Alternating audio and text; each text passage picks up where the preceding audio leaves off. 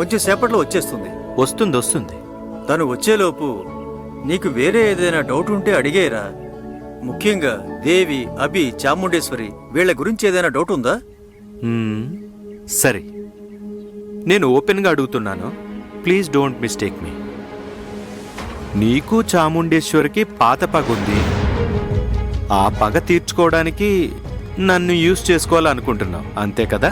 చాముండేశ్వరిపై పగ తీర్చుకోవడానికి నేను ఉపయోగించుకోవాల్సిన అవసరం ఎట్టి పరిస్థితిలో లేదు గోవింద్. అది వేరే కదా, ఇది వేరే కదా.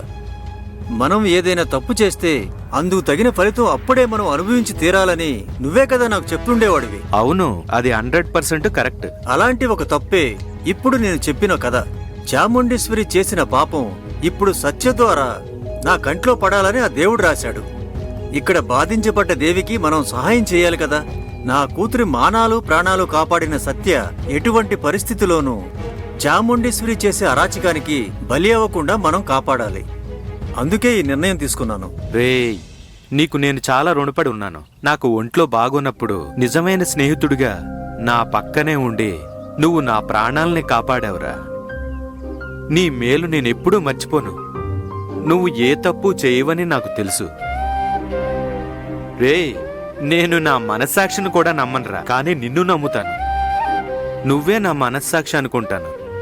అందువల్ల నువ్వేం చేసినా కరెక్ట్గానే చేస్తావు. ఇందులో రిస్క్ లేదని కాదు, కానీ ఒకటి మాత్రం చెప్పగలను.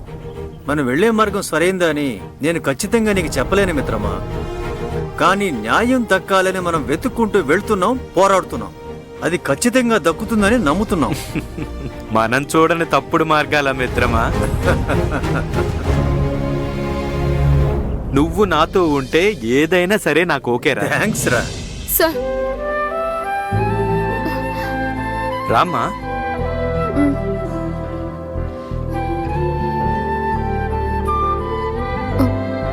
నమస్కారం సార్. కూర్చోమ్మా. కూర్చో సత్య.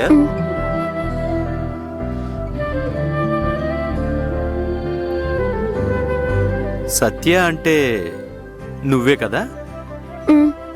నీ పేరు వినగానే నాకు గుర్తొచ్చింది, బియ్యపు పిండి. బావున్నావమ్మా?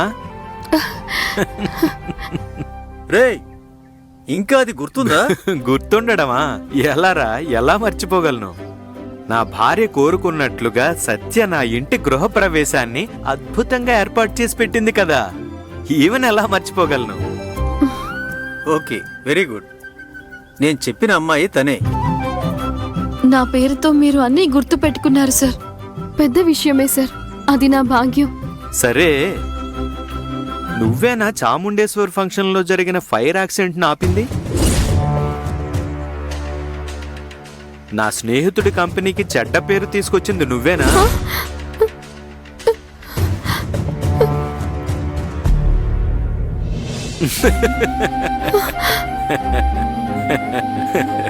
నువ్వెందుకు అలా చేసావనేది నల్ల నాకు చెప్పాడమ్మా. Relax relax. ఇప్పుడు నువ్వు నలన్ కూతురువి. కంగ్రాట్స్. అదే విధంగా అభిదేవిల లవ్ స్టోరీ, దేవిని చాముండేశ్వరి పెట్టిన హింసలు, నువ్వు మీ అక్క జీవితాన్ని నిలబెట్టడం కోసం చేసిన పోరాటం అన్నీ నాతో చెప్పాడమ్మా. నువ్వు నిజంగా యోధురాలివి సత్య. నువ్వు గెలవాలి. నువ్వు గెలిస్తేనే ఈ లోకంలో దేవుడున్నాడనే దానికి అర్థం ఉంటుందమ్మా.